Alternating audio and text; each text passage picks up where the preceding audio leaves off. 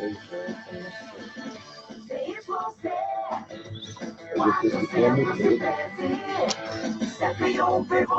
MHz, Paraíso FM. A rádio feita pra você. De Olho na Cidade, traz para você o jornalista Luciano Kleber. Olá, bom dia. Hoje é segunda-feira, dia 21 de outubro de 2019. Bom dia, Assis Nascimento. Bom dia, Ricardo Gomes. Bom dia, Nilton Mourão, lá em Fortaleza. Nesse momento, a gente inicia a nossa participação no programa De Olho na Cidade, produzido aqui nos estúdios da Paraíso FM, em Sobral, que conecta com o programa A Hora da Notícia, da Rádio Assunção Cearense, em Fortaleza. Inicio, como sempre, agradecendo aqueles que ajudaram a elevar a nossa voz nas redes sociais, como o Everton Bezerra, o Anderley Oliveira, João Rodrigues, Francisco Edivar, Dacildo Mourão, grande Dacildo, o Wellington Macedo, que daqui a pouco, lá para 6h40, deve participar, ficou de ligar para dar uma entrevista para nós, o Tatá, o Wagner Viana, Paulo Roberto Soares Nobre, Caroço, João Félix Júnior, Rádio Interative Metro, Portal Calango News e o programa Poder e Cidadania. Também já entraram aqui no WhatsApp o Michel Mendonça, está lá em No Pecentes, que já saindo a serviço e ouvindo o programa, o Paulo Porfírio e o Simão Oliveira. Aqui na timeline do Facebook já estão de plantão o Tatá, bom dia Tatá, Dr. Paulo Roberto, Gilardi Alves, Valíris Avelino, Sônia Siqueira, um grande abraço para todos vocês. Assis, que coisa triste, né? Iniciar o programa com notícia triste, achei que hoje estaríamos aqui comemorando a passagem do Guarani para a finalíssima, né? Da Fares Lopes. Assisti uma parte do programa, quando eu comecei a assistir, já estava 1-0. Depois eu vi, cara, cadê aquele Guarani guerreiro que a gente estava acostumado a assistir? Parece que é um time que se acovardou, entrou em campo para tentar manter o resultado, né? Isso é uma coisa muito péssima para o futebol, né? Toda vez, isso já não é, a gente fala assim, do impossível aconteceu, mas esses tipos de impossíveis costumam acontecer no futebol. Tinha ali um time que entrou para simplesmente segurar um resultado largo, amplo, de 3-0, e um outro que entrou com a faca nos dentes atrás do impossível, e conseguiu. Eu já estava me preparando para vir embora, para pegar o ônibus, saindo de casa, eu vi assim, o goleiro vacilou, foi um goleirão, né, nos pênaltis, né? Mas no segundo gol, aquela bobagem de tentar fazer cera, eu acho aquilo o fim do mundo, sabe? Ficar tentando ganhar segundos, bobagem ali, tal, joga uma bola para cá, traz o adversário para perto da área. Aí, resultado, quando deu a bola para o zagueiro, já foi mais ou menos na dividida, que passou para o outro, também na dividida, na terceira dividida, que deu um chutão, o adversário retomou a bola, partiu para o ataque e acabou fazendo o segundo gol, né? Então, arrumei as malas de si. Quando eu entrei no carro, no Uber, cara, já estava 3-0. Eu achei que a minha imagem que estava ruim ali, que eu estava assistindo pelo YouTube, né? Eu digo, não, deve estar errado aqui esse placar de 3-0. O time foi expulso um outro jogador. Aí eu vi o próprio comentarista, né? Agora está consolidada a vitória do Guarani, a classificação. Quando eu vejo um time com 1 a menos, aí terceiro.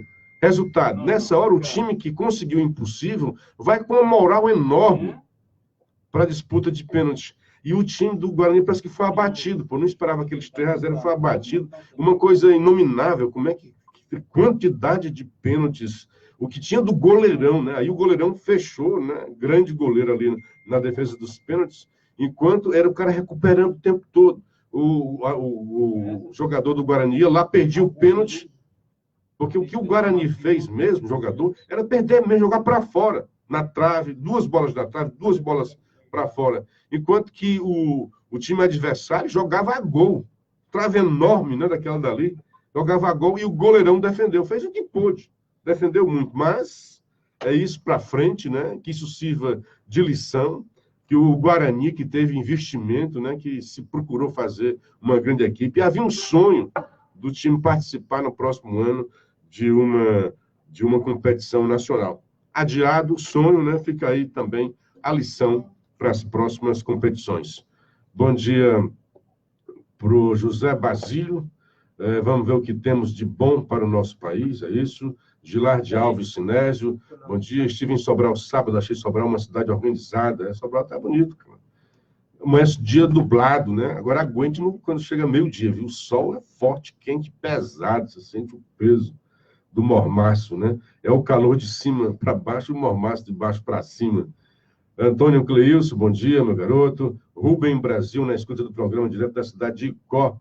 E o Wellington Pereira, estamos juntos. Luciano e ouvintes da Rádio Assunção e Rádio Paraíso de Sobral. Estamos juntos, retransmitindo e compartilhando. Eu vou retomar aqui um assunto de sexta-feira, que um ouvinte, coitado, às vezes tem uns caras que, despreparados, né, ignorantes, usam tudo para...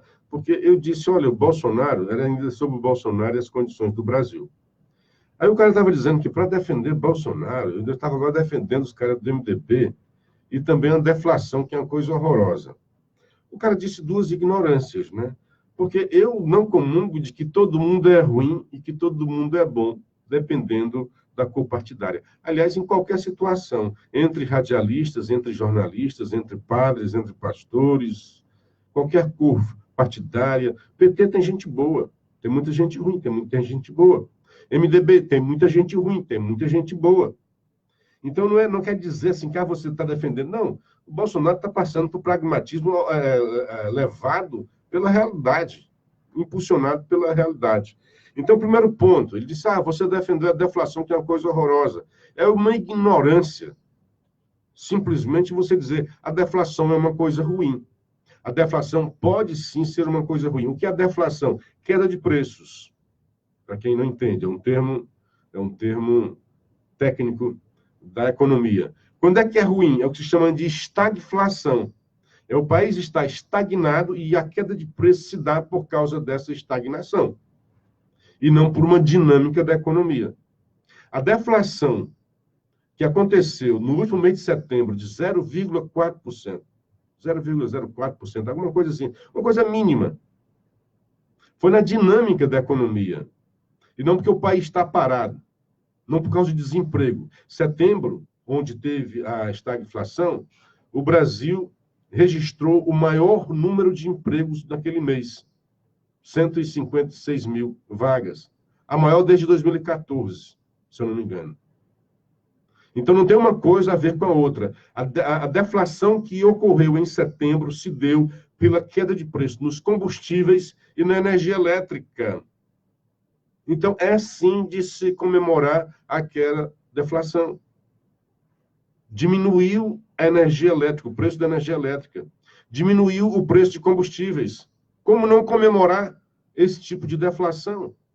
Mas o bobo que só ouviu falar de deflação e acha que deflação é uma coisa ruim, então desconectado com a realidade, ele não vai atrás. Por que houve aquela deflação em setembro? O que é que fez com que houvesse a deflação? Queda nos combustíveis e queda na energia elétrica. Então, a sociedade brasileira tinha que comemorar mesmo essa deflação. Se a deflação fosse por causa de... E outra, são geralmente preços cartelizados. Não tem muita competitividade nessa área. Para você achar, não, como não está tendo consumo, como o pessoal está sem dinheiro para consumir, então a competitividade entre as empresas faz com que baixe o preço. Não. São preços mais ou menos cartelizados. Combustível é a competição internacional, é dólar. É o mercado internacional de combustíveis. E a energia elétrica, só das bandeiras, as demandas. Coloca mais produtores de energia, que são mais caros, e outros não. Então, é uma dinâmica da economia e foi favorável ao Brasil, foi bom ao Brasil. Aí a outra história do MDB. O MDB, o Bolsonaro colocou como, há tempos, né, não é de agora, colocou como líder do governo no Congresso um senador do PMDB, no Congresso não, do Senado, Bezerra, que recentemente foi alvo de uma invasão lá. Tem muitas denúncias aí contra ele. Mas se você for buscar dentro de políticos que não tenham denúncias, geralmente esse cara não saberá fazer articulação. E se reclama muito que Bolsonaro não sabe fazer articulação. Então, agora, quando a Gleisi Hoffmann traiu Bolsonaro, ela era líder do governo, não é do partido. Ela tinha que estar alinhada com o governo. Então, ela perdeu a confiança. Então, Bolsonaro tirou, traiu o partido. E assim, você viu, porque nós não temos realmente um partido. PSL jamais foi um partido orgânico. Tinha 2 deputados, 4 deputados. Passou para eleger os 52 deputados. Hoje tem 53, segunda maior bancada no Congresso. O partido não era nada. E realmente os seus quadros não são muito bons.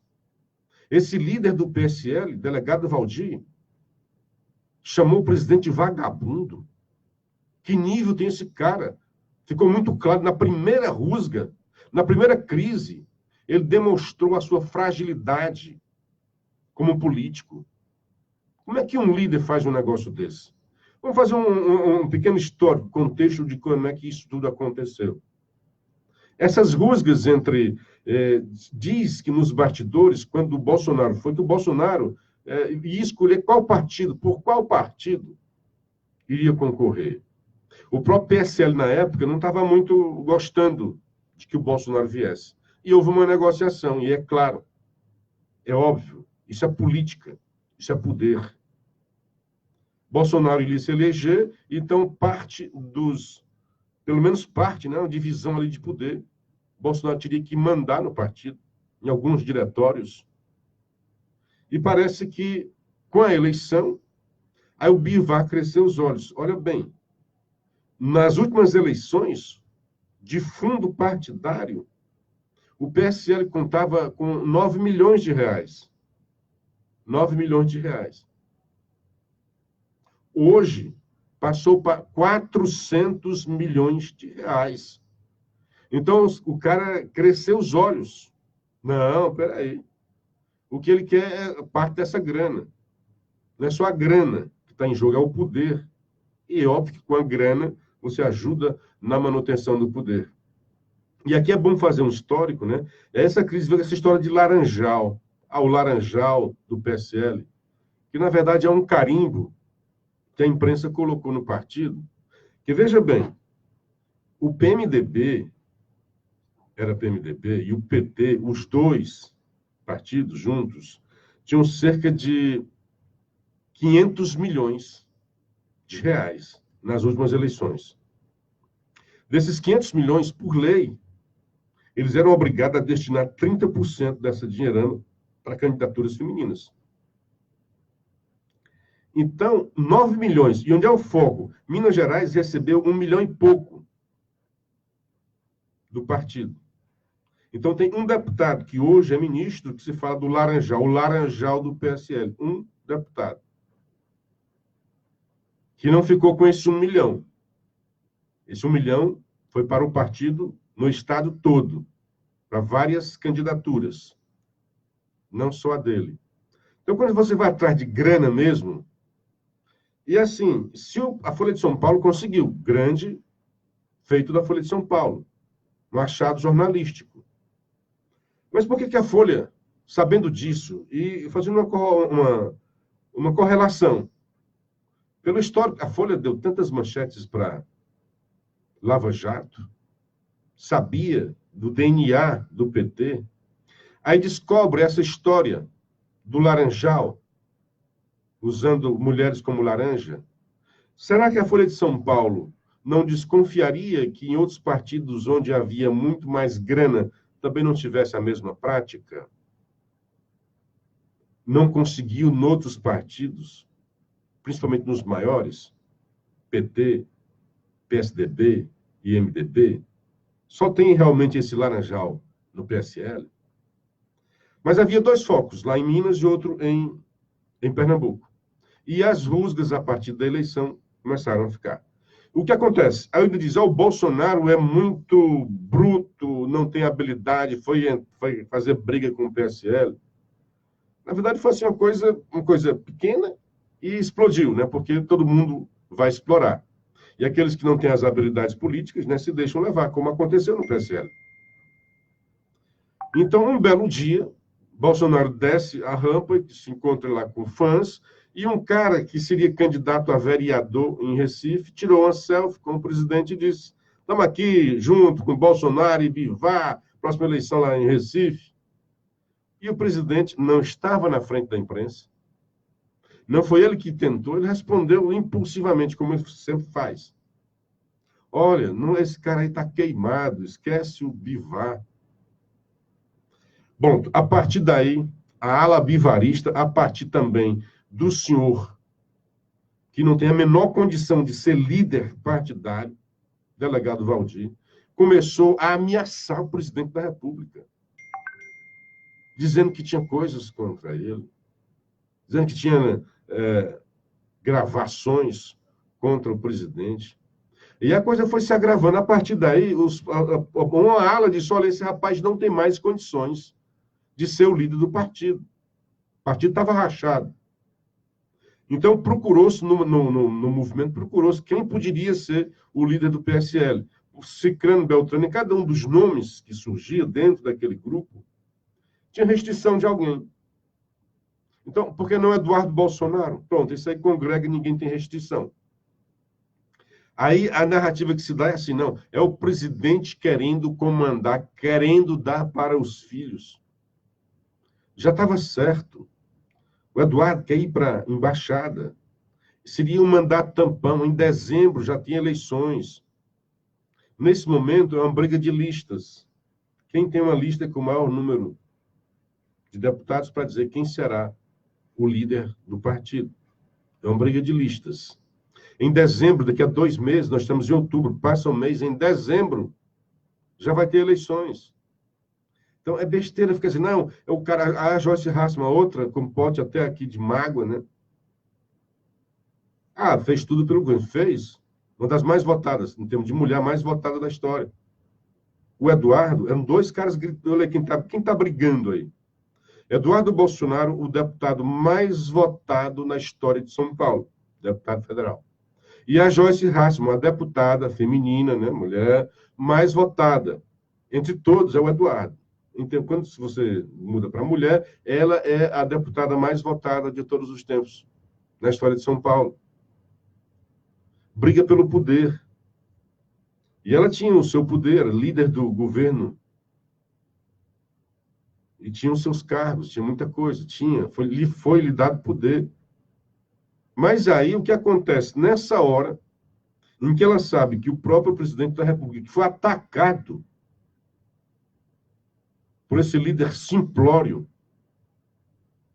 que é o delegado Valdir, ela, em vez de estar solidária ao presidente da República, fez o inverso.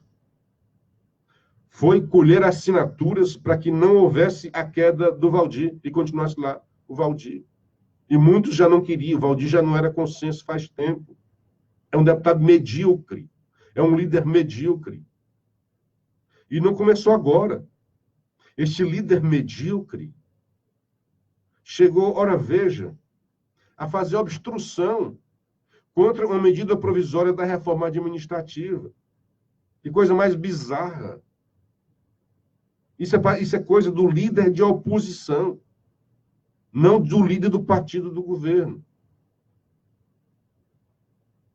Então, o que está acontecendo? Aí tirou a Joyce, botou um outro cara, outro senador, foi buscar outro senador, também do MDB, Eduardo Gomes, para ser o líder do governo.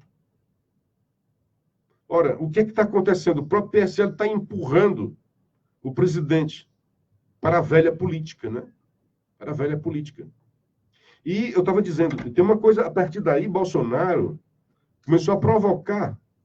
E o seu filho aqui, Ricardo, obrigado aí pelo cafezinho, café com Clever.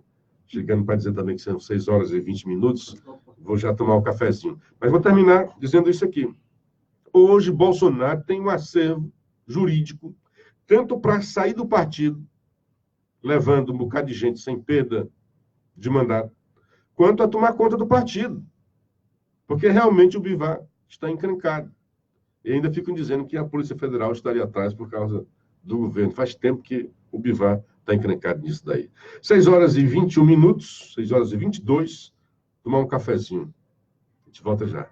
101,1 Mega Mega Semanão Maccabi com ofertas imperdíveis. Venha aproveitar. Só na Maccabi você compra. Fogão 6 bocas vale por apenas R$ 49,90 mensais. E tem mais, é no cartão ou no carnê. Só na Maccabi você compra. Kit completo com secador, prancha e modelador de cabelos por apenas R$ 59,90 à vista. É muito fácil comprar produtos e desejo na Maccabi. Maccabi, muito mais barato.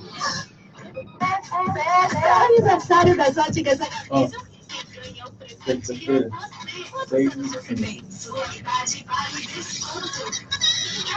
de qualquer produto das óticas Agavision. Tem que avisar, tá no ar o programa, né?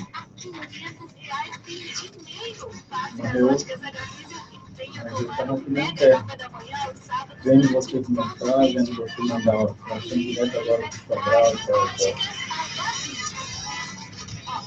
Surpreende mais uma vez e lança pelo segundo ano consecutivo a maior premiação de Natal do setor funerário de todo o Brasil. Este ano serão 15 motos Honda 0 km e mais 3 mil prêmios extra. A Promovi no ano de 2018 sorteou 12 motos e mais 1.000 prêmios. E neste Natal serão 15 motos e mais 3 mil prêmios. Promovi, a maior do Nordeste com o melhor plano do Brasil. Fone 369234. 6 e 5. Você bate até o print. 25. Diretor Daniel Freitas. De volta. Já estamos de volta pela Paraíso FM de Sobral e pela Rádio Assunção Cearense no programa Na Assunção, Hora da Notícia, e na Paraíso, de olho na cidade. Bom dia para o Auriclésio Macedo, Antônio José Loyola, bom dia a todos, estamos assistindo de Fortaleza. O Antônio Cleus, parabéns pela explicação. Lígia Dark, Paulo Regis Porfírio, Luiz Helena, Carlos Ademar, Maria Jesus, Adília Ribeiro Magalhães, que alegria ter você aqui, pessoa simpática, linda. Delei Macedo, César Moreira, graças, garoto, um abraço para você. Paulo Roberto Soares, a esquerda está pregando terrorismo na América Latina. Cuidado, Brasil, que o terrorismo já chegou. Bom dia para Catarina Soares. Deixa eu dar nesse fim de semana, peguei um bocado de coisa. O Gilmar Mendes suspendeu a medida provisória que dispensava publicações de editais nos jornais. Olha só o que é que eu vi uns colegas jornalistas concordando com ele, né? Os efeitos de sua edição estão supostamente afetando a imprensa, especialmente nos municípios, levando ao fechamento ou diminuição de circulação, afetando a própria liberdade de imprensa, bem tão caro à democracia. Liberdade de imprensa é a imprensa ser independente do governo. É exatamente o contrário do que o Gilmar está dizendo. Ele usa uns artifícios, uns argumentos que, por favor, às vezes ele tem ótimos argumentos.